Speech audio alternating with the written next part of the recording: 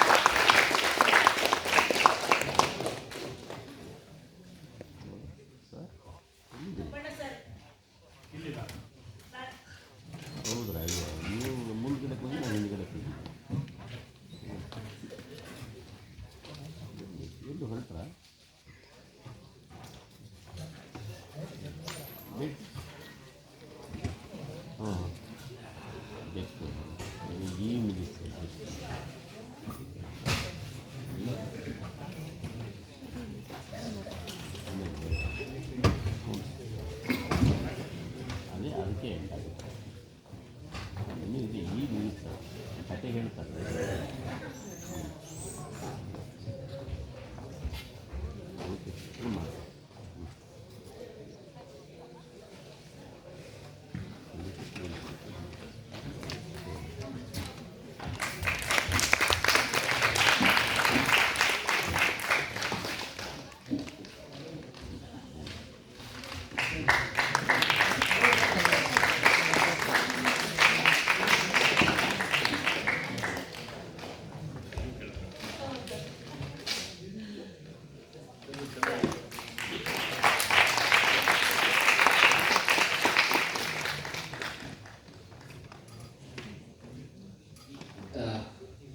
ಬಹುಶಃ 2 ವರ್ಷಗಳ ಶ್ರಮ ಇವತ್ತು ರಂಗದ ಮೇಲೆ ಬಂದಿದೆ. 200ಕ್ಕೂ ಹೆಚ್ಚು ಪುಟವನ್ನು ನಾವು 2 ಗಂಟೆ ಮಾಡಲಿಲ್ಲ ಅಂದರೆ ಹೇಗೆ? 200ಕ್ಕೂ ಹೆಚ್ಚು ಪುಟ ಸಂಶೋಧನೆ, ಆ ಸಂಶೋಧನೆ ತೆಗೆದುಕೊಂಡ ಅವಧಿ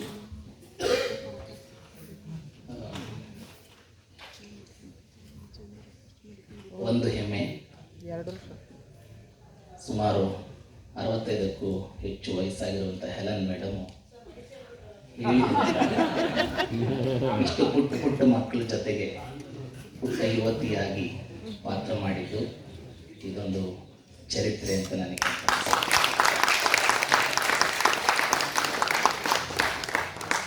ಒಂದು ಸರ್ಕಾರಿ ಕಾಲೇಜು ಇಷ್ಟು ಅದ್ಭುತವಾಗಿ ಇದನ್ನೆಲ್ಲ ಮಾಡೋಕ್ಕೆ ಅವಕಾಶ ಮಾಡಿಕೊಡ್ತಾ ಇದೆ ಅನ್ನೋದು ಕೂಡ ನನಗೆ ಬಹಳ ಹೆಮ್ಮೆ.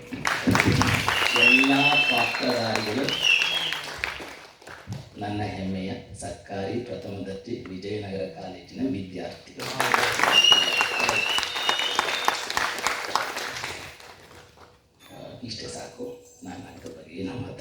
ಗುರುಗಳು ಕೊಡ್ತೀನಿ. ನನ್ನ ಸಂಶೋಧನೆ ಈ ಥರ ನಾಟಕಗಳಾಗಿ ರೂಪಾಂತರ ಆಗ್ತದೆ ಅಂತ ನನ್ನ ಕನಸೇ ಕಂಡಿರಲಿಲ್ಲ. 10-15 ವರ್ಷ ಪುಸ್ತಕ ಮಾರಾಟ ಆಗ್ತಿತ್ತು, ಆದರೆ ಕಳೆದ 2 ವರ್ಷದಿಂದ ನಾಟಕಗಳಾಗ್ತಾ ಇದೆ ಮತ್ತು ವಿದ್ಯಾರ್ಥಿಗಳು ಇಷ್ಟು ಅದ್ಭುತವಾಗಿ ನಟನೆ ಮಾಡಿದ್ದಾರೆ. ಮತ್ತು ಹೆಲೆನ್ ಅಂತೂ ನಮಗೆ ಕರಗಿಸ್ತಾ ಇದ್ದರು ತಮ್ಮ ಅಪ್ರಬುದ್ಧ ನಟನೆಯಿಂದ. ಈ ನಾಟಕ ತನ್ನ ಮಿತಿಗಳನ್ನು ಮೀರ್ತಾ ಕಳ್ಕೊಳ್ತಾ ಇನ್ನೂ ಒಳ್ಳೆ ಪ್ರೊಡಕ್ಷನ್ ಆಗಲಿ, ನಾಡಿನಾದ್ಯಂತ ತಿರುಗಲಿ ಅಂತ ಆಸೆ ಪಡ್ತೀನಿ. ನಮಸ್ಕಾರ. ಎಲ್ರಿಗೂ ನಮಸ್ಕಾರ. ಅಣ್ಣಯ್ಯ ಆರ್ಟಿರಮ್ ಲೈಟ್ ಪಾಪ ಯಾರ್ಯಾರು ಕೊಡ್ತಾರೆ ನೋಡೋಣ. ಹಾಂ, ಕಷ್ಟಬೇಡ. ನಮಸ್ಕಾರ. ನಾನು ಮೊದಲು ಕಂಗ್ರ್ಯಾಚುಲೇಷನ್ ಅಥವಾ ಇಷ್ಟೊಂದು ವಿವರ ಗೊತ್ತಿಲ್ಲ ಅಂತ ಎಲ್ಲರ ಮುಂದೆ ಸಂಕೋಚದಿಂದ ಅಲ್ಲ, ತಲೆಬಗ್ಸಿ ಹೇಳಬೇಕಾದ ವಿಷಯ. ಮೇಲ್ಬಾಯ್ ಕರ್ನಾಟಕ ಹೆಸರು ಹೇಳಿದ್ದೆ, ಅವರ ಹಾಡನ್ನು ಕನೆಕ್ಟ್ ಮಾಡಿದ್ದಾರೆ. ಇಷ್ಟೊಂದು ವಿಷಯ ಅಥವಾ ಚರಿತ್ರೆ ಗೊತ್ತಿರಲಿಲ್ಲ. ಅದನ್ನು ಅವಕಾಶ ಮಾಡಿಕೊಟ್ಟ ತಮಗೆ ಎಲ್ಲರ ಮುಂದೆ ಕೈ ಮುಗಿದು ನಮಸ್ಕಾರ ಮಾಡ್ತೇನೆ.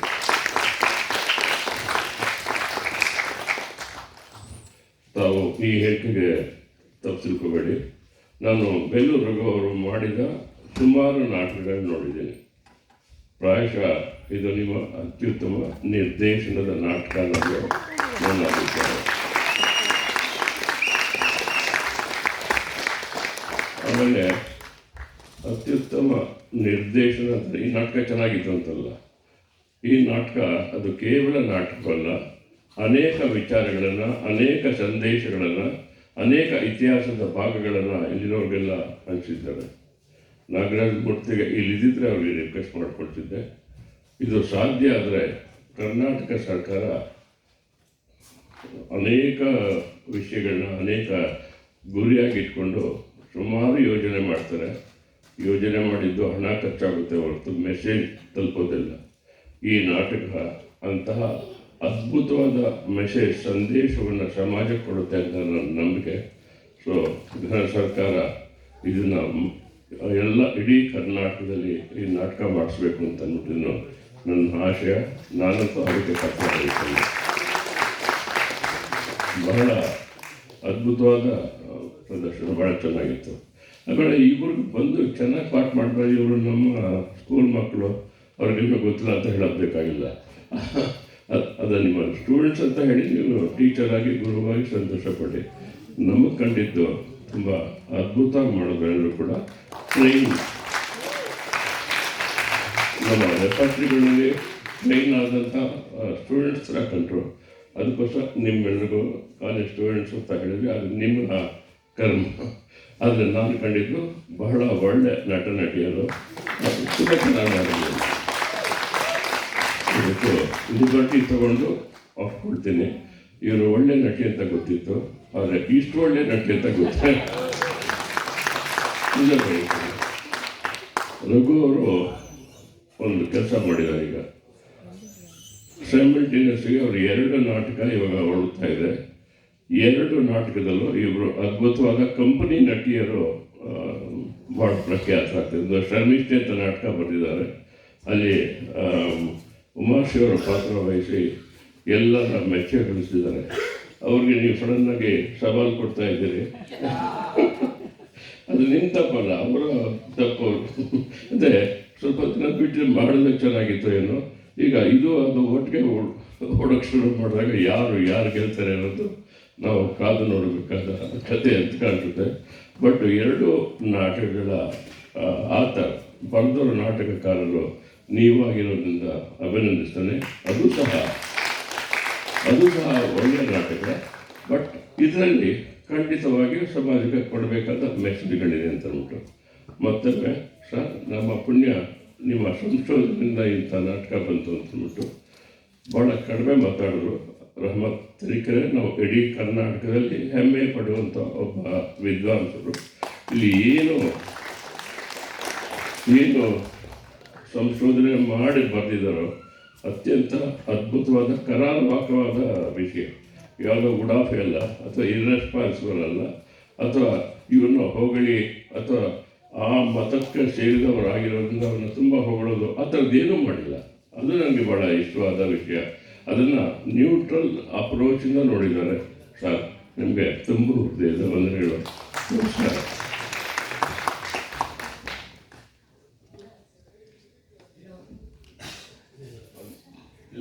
ಮೇಡಮ್ ಕರೀತಾ ಇದ್ದಾರೆ ಸರ್, ಬನ್ನಿ ಬನ್ನಿ ಸರ್.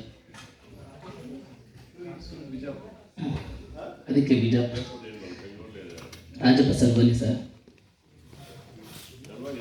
ಇದ್ದಾರೆ ಬನ್ನಿ ಸರ್. ಕರೆದೆ ರಾಜಪ್ಪ ಬಡಿಗೆ ಸರ್. ನಮಸ್ಕಾರ, ಥ್ಯಾಂಕ್ ಯು. ಅಮೀರ್ ಬಾಯ್ ಕರಾಟ ನಾಟಕ ಚೆನ್ನಾಗಿತ್ತು. ನಾಟಕದ ಬಗ್ಗೆ ಮಾತಾಡಲಾರೆ. ಬೀಳ್ಗಿ ಊರಿಗೆ 20 ಕಿಲೋಮೀಟರ್ ದೂರದಲ್ಲಿ ನಮ್ಮೂರು. ನಮ್ಮ ಮನೆಯಲ್ಲಿ ಯಾವಾಗಲೂ ನಮ್ಮ ಅಜ್ಜ ಅಮೀರ್ ಬಾಯ್ ಕರ್ನಾಟಕ ಹಾಡುಗಳನ್ನು ಕೇಳ್ತಾಯಿದ್ರು. ನಮ್ಮ ಮನೆಯಲ್ಲಿ ರೇಡಿಯೋ ಇತ್ತು, ರೇಡಿಯೋನಲ್ಲಿ ಯಾವಾಗಲೂ ಈ ಹಾಡುಗಳು ಬರ್ತಾಯಿತ್ತು.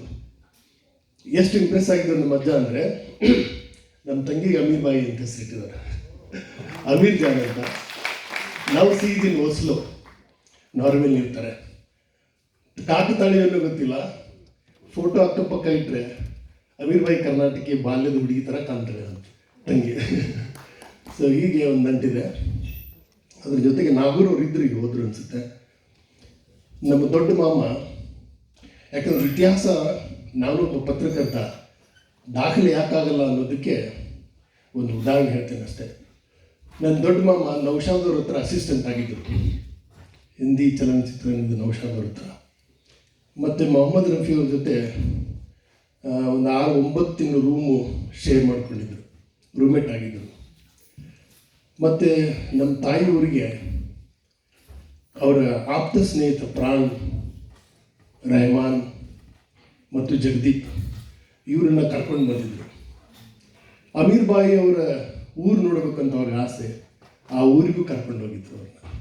ಆಮೇಲೆ ನಮ್ಮ ತಾಯಿ ಊರಲ್ಲಿ 3 ದಿನ ಇದ್ದು, ಅವ್ರ ಮನೆ ಮುಂದಿರೋ ದೊಡ್ಡ ಬಾವಿಯಲ್ಲಿ ಈಜಿ ಖುಷಿಪಟ್ಟು ಹೋಗ್ತಾಯಿದ್ರು. ನಮ್ಮ ಮಾಮ ಸುಮಾರಷ್ಟು ಡೈರೆಕ್ಟರ್ ಜೊತೆ ಅಸಿಸ್ಟೆಂಟಾಗಿ ವರ್ಕ್ ಮಾಡಿದರು.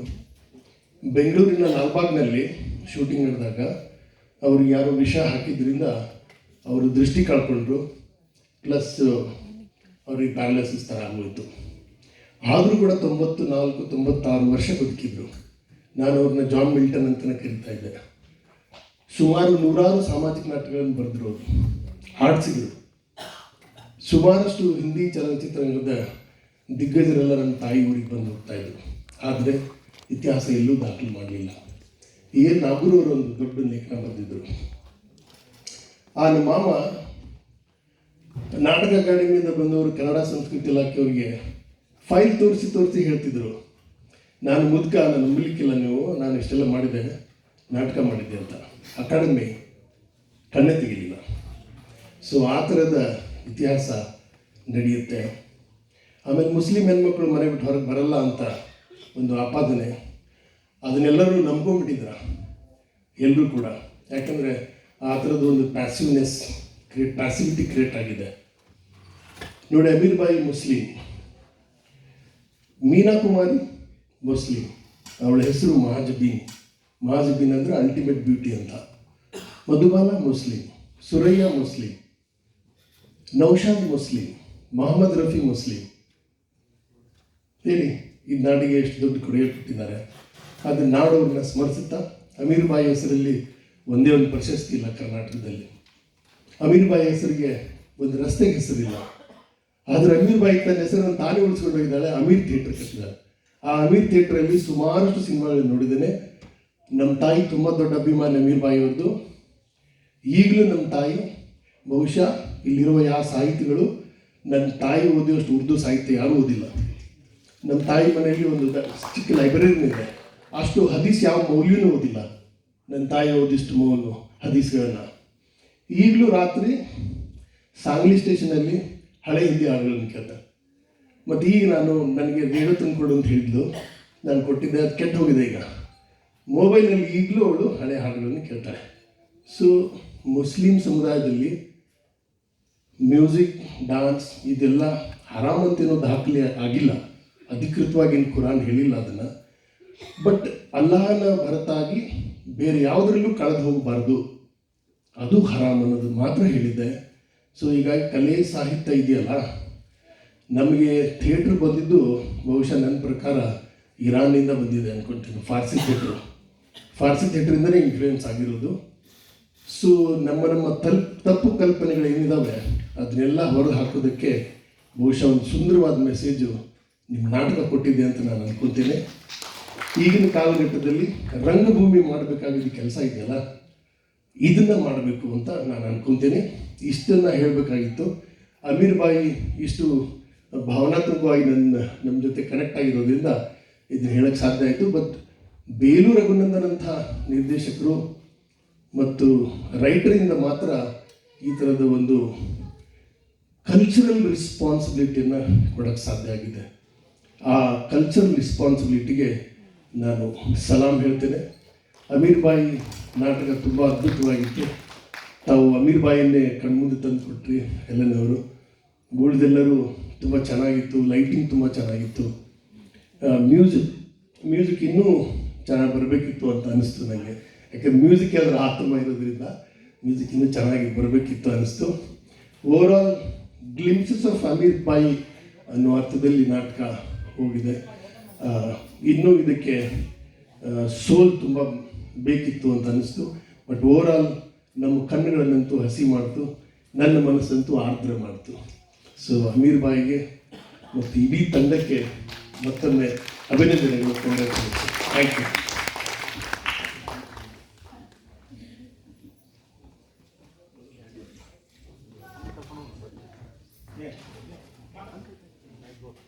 ನಮಸ್ಕಾರ.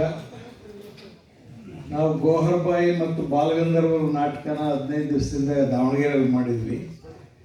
ಭಾಳ ಗುಲ್ಬರ್ಗದಿಂದ ಈ ನಾಟಕ ನೋಡೋಕ್ಕಾಗಿಯೇ ಬಂದೆ. ಭಾಳ ವಿಶೇಷವಾಗಿದೆ. ರಘುನಂದನ್ ಅವ್ರಿಗೆ ಮತ್ತು ಅವ್ರ ಟೀಮ್ಗೆ ನಾನು ಅಭಿನಂದನೆಯನ್ನು ಹೇಳಲಿಕ್ಕೆ ಇಷ್ಟಪಡ್ತೀನಿ. ಮೊದಲಿಗೆ ನಾನು ಅಮೀರ್ ಬಾಯಿ ನಾಟಕ ಮಾಡಬೇಕು ಅಂತ ತೊಡಗಿದ್ದೆ. ಹೆಚ್ಚು ಕಡಿಮೆ ಅದು ಬಿಜಾಪುರದ ಸಾಹಿತ್ಯ ಸಮ್ಮೇಳನದಲ್ಲಿ ಬಿಡುಗಡೆಯಾದ ವರ್ಷದಿಂದ ಹೆಚ್ಚು ಕಡಿಮೆ ಅದ್ರ ಜೊತೆಯಲ್ಲೇ ಇದ್ದೀವಿ. ಆದರೆ ನಾನು ಗೋಹರ್ಬಾಯಿ ಜೀವನವನ್ನು ಆಯ್ದುಕೊಂಡೆ, ರಘುನಂದನ್ ಅವರು ಅಮೀರ್ ಬಾಯಿಯನ್ನು ಆಯ್ದುಕೊಂಡಿದ್ದಾರೆ. ಎರಡೂ ಭಾಳ ಭಿನ್ನವಾದಂತಹ ಕಥೆಗಳು. ಎರಡೂ ರಂಗಕ್ಕೆ ಬಂದಿರೋದು ಗೆಳೆಯರಾದ ರಾಮತ್ ಅವರಿಗೆ ನಾವು ಸಲ್ಲಿಸಬಹುದಾದ ಒಂದು ರಂಗನಮನ ಅಂತ ನಾನು ಭಾವಿಸಿದ್ದೇನೆ. ಒಂದು ಉತ್ತಮವಾದ ಸಂಶೋಧನೆ ಕಲಾಕೃತಿಯಾದಾಗಲೇ ಅದಕ್ಕೆ ಹೆಚ್ಚಿನ ಸಾರ್ಥಕತೆ ಇರುತ್ತೆ. ಸಂಶೋಧಕ ಯಾವುದನ್ನು ನೇಯಬೇಕು ಅಂತ ಅವರು ನಿರಂತರ ಇಡೀ ದೇಶವನ್ನು ಸುತ್ತಿ 1400ಕ್ಕೂ ಹೆಚ್ಚು ಹಾಡುಗಳನ್ನು ಸಂಕಲಿಸಿಕೊಟ್ಟಿದ್ದಾರೆ. ಅದಕ್ಕೆ ನಾವು ಒಂದು ಸಣ್ಣ ಪ್ರಯತ್ನವನ್ನು ರಂಗದ ಮೇಲೆ ಮಾಡಿದ್ದೀವಿ ಅಂತ ನಾನು ಭಾವಿಸಿದ್ದೀನಿ. ಗೆಳೆಯ ರಘುನಂದನ್ ಮತ್ತು ಮಾಲ್ತೇಶ್ ಬಡಿಗೆ, ಮಲ್ಲಿಕಾರ್ಜುನ್ ಕಡಗೋಳು ಇವರನ್ನೆಲ್ಲ ನಾನು ಈ ಸಂದರ್ಭದಲ್ಲಿ ನೆನಪು ಮಾಡ್ಕೊಳ್ಳೋಕ್ಕೆ ಇಷ್ಟಪಡ್ತೀನಿ. ಅಕ್ಕ ತಂಗಿಯರಿಬ್ಬರು ಮುಂಬೈಗೆ ಹೋಗಿ ಫಿಲ್ಮಿ ಜಗತ್ತನ್ನು, ಮೆಹಫಿಲ್ ಜಗತ್ತನ್ನು, ರಂಗಭೂಮಿಯನ್ನು ಆಳಿದ ಎರಡು ಪ್ರತಿಭೆಗಳನ್ನು ನಾವು ಹೀಗೂ ಉಳಿಸ್ಕೊಳ್ಳಿಲ್ಲ ಅಂದರೆ ನಮ್ಮಂಥ ನತದೃಷ್ಟು ಯಾರೂ ಇಲ್ಲ ಅಂತಲೇ ನಾನು ಭಾವಿಸ್ತೀನಿ. ಅವರ ಹೆಸರಲ್ಲಿಯೇ ಕರ್ನಾಟಕಿ ಅಂತ ಇತ್ತು. ಆ ಎಮ್ಮ ಎಷ್ಟು ಪ್ರಯಾಣ ಮಾಡಿ ಕನ್ನಡದ ಮೇಲೆ ಅಭಿಮಾನಕ್ಕೆ ದೇವುಡು ಅಂತ ಅವರ ಪ್ರೊಡಕ್ಷನ್ನಲ್ಲಿ ಬಂದು ಕೆಲಸ ಮಾಡಿದ್ದಾರೆ. ಬಹಳ ದೊಡ್ಡ